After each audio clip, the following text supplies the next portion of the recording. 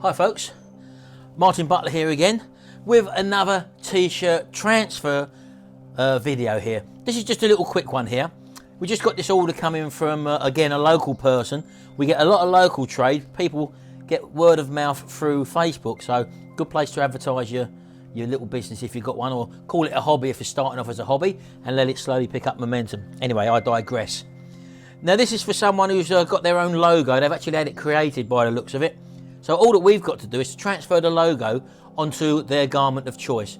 Well, in this case, it's polo shirts and also tabards. That's like an overall type thing for those of you who are not familiar with a tabard. So all we've basically done is got the image off the person. They sent it to us via an email, and we haven't got to do anything to that image whatsoever apart from transfer it. And in this case, we're going to be putting it on a dark t-shirt transfer. The reason being is because it's a multicoloured affair, and you can't really do that in vinyl to do all the different elements. It would be too intricate and there'd be too many layers. So the other option, as I said to you, in our case is a dark t-shirt transfer vinyl. Now, as you know, I use the inkjet dye-based ink setup on my business here, what we run, and we've used the same transfers for the past 11 years. I get a lot of people asking me what my ink setup is, how does it compare to pigment ink and stuff like that. You go into forums on the internet, you'll see loads of people say that pigment ink is the only way to do it, and they don't provide any real proof of that apart from what other people have told them, and because it's been designated as the industry norm, so to speak.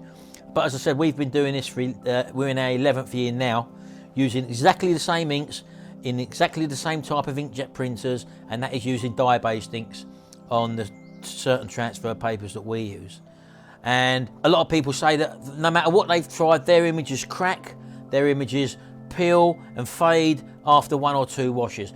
Well, the most important thing you've got to realise with inkjet technology on transfer papers is, one, you have to have a decent type of transfer paper. Don't just think that you can pick up any old cheap one and use it. It will come out all right in the printer when it first prints out on the printer. It will look lovely. Even when you press it for the first time, it will look lovely. As soon as you wash it, then they degrade near enough straight away.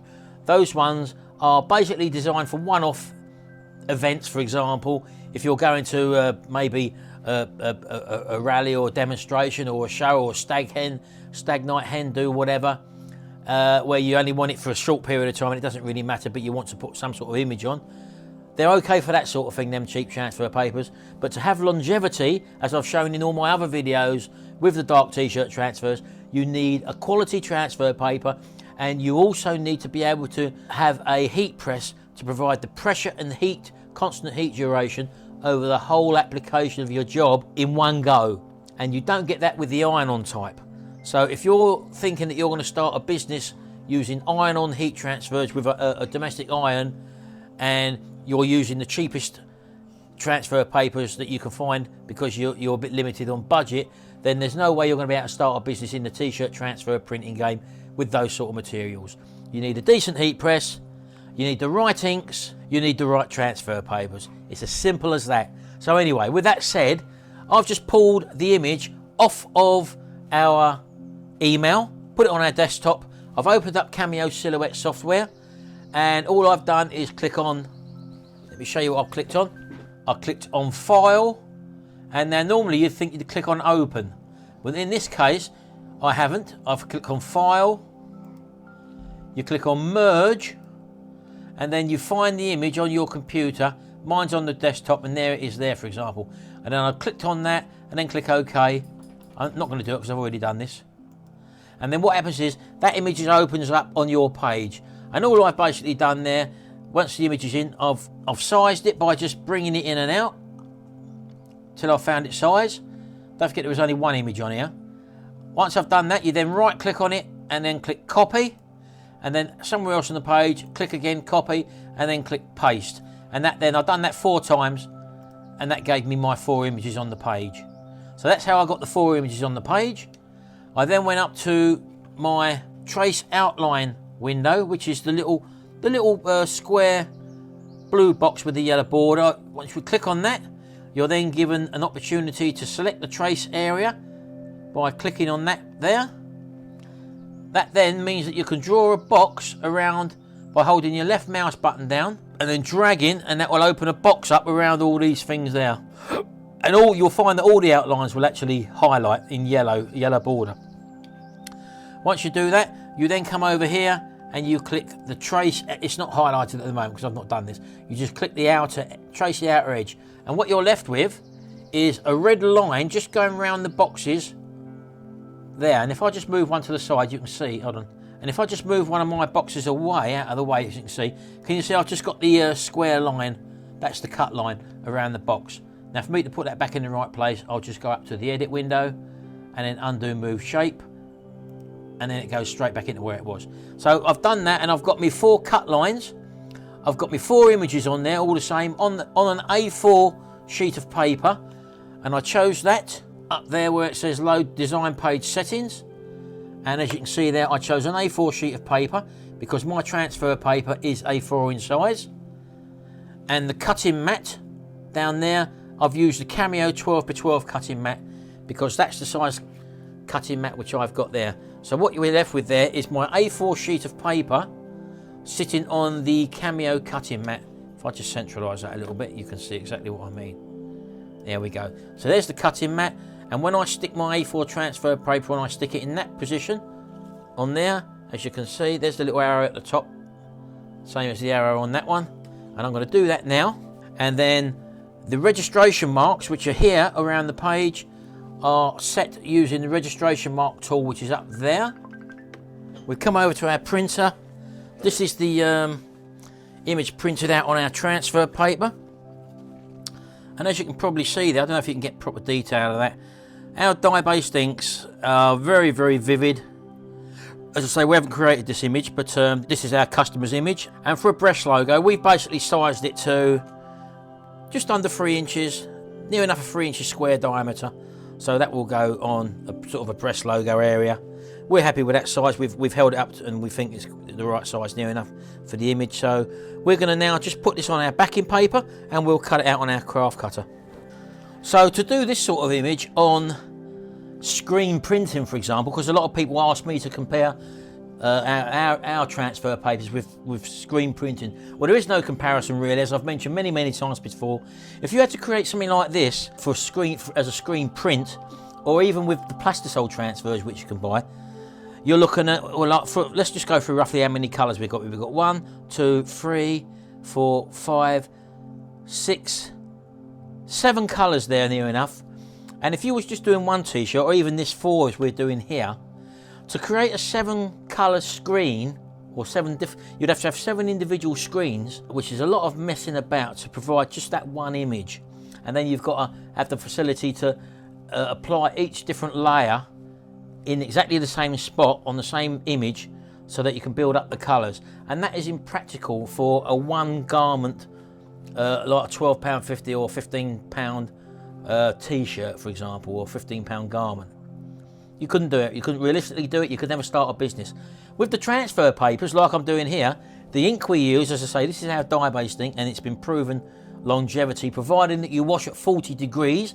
Most people do wash at a lower temperature now because the detergents in modern washing powders are so much more, I wouldn't say the word aggressive, but much more able to clean a garment without having to have such high temperatures, for example 50 or 60 degrees. Not only that, it's more economically friendly to run your machine at a lower temperature anyway. So 40 degrees, these will stay vivid, as you can see here. We've got garments up to 2 or 3 years old with the dark t-shirt transfers, and up to 6 years old with the transfer papers for light coloured garments. But anyway, so we're going to now attach this to our carrier sheet. So I'm just going to take this backing off of there. And this is the only time we use a carrier sheet. When we're cutting vinyls, we don't put the carrier sheet through there. It's only that to hold this on this carrier sheet, this is a tacky surface, and all I'm going to do is apply it in the same orientation as what we've got on the screen, and just lightly drop it on there, face up, just like that, and that matches the orientation as what you can see on the screen. So I'm going to turn our cutter on, just open the door, let it load up. So I'm just going to put it in the machine there, lining it up, and click the load cut mat button at the top there. The difference between loading the cut mat and loading media, when you load the cut mat, it pushes the cut mat further into the cutter. When you click load media, it doesn't push it in so far. So everything's lined up there. We come back to our Silhouette Cameo software and then just click the cut button. We can now come over to our cutter. It's reading the registration marks, as you can see there.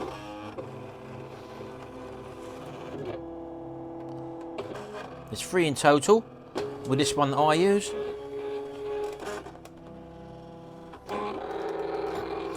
Once it's read them, it will then proceed to cut the outlines exactly where we've located them in the Cut Studio software. And there we go, we've now got it out. Just remove that from our carrier sheet. Don't forget to always put your sticky paper protector back on your carrier sheet. Just stops all hairs and everything getting stuck to it. We put ours over the back there. Take your transfer paper over to the cutting mat. Right, as I've said many a time, all we do with these dark t-shirt transfer papers is pick up with your weeding tool, find a little corner, and we just remove the backing paper from the actual transfer itself. Just be a bit gentle when you're doing this, like that. And then what you need to do, because we lay these face up onto our garment, just find an edge, and I just normally just winkle underneath and pull off. That's one graphic. 2, 3.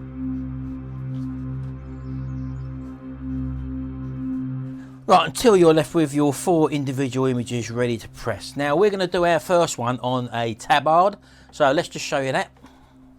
And those of you who are not familiar with a tabard, this is a tabard. It's basically what cleaning services people may wear just to cover their garments. So this is a tabard. It sort of slides over the top. It's got 2 brackets on the side, 2 catches on the side, and you just hang it over your shoulders, basically like a pancho, I suppose. So we're just going to press this in our heat press, and we've got our temperature set at the moment to 190 degrees C for 30 seconds, but we're just going to give a quick pre-press to remove any moisture out of the garment, and we normally do that for about 5 seconds.